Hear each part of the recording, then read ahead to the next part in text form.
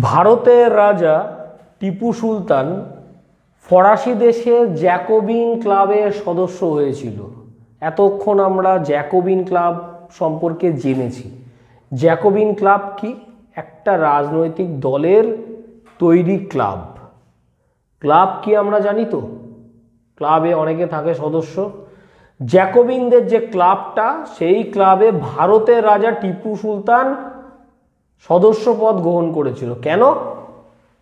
ভারত থেকে ফরাসি দেশের ক্লাবের সদস্য কেন হতে হলো টিপু সুলতানকে?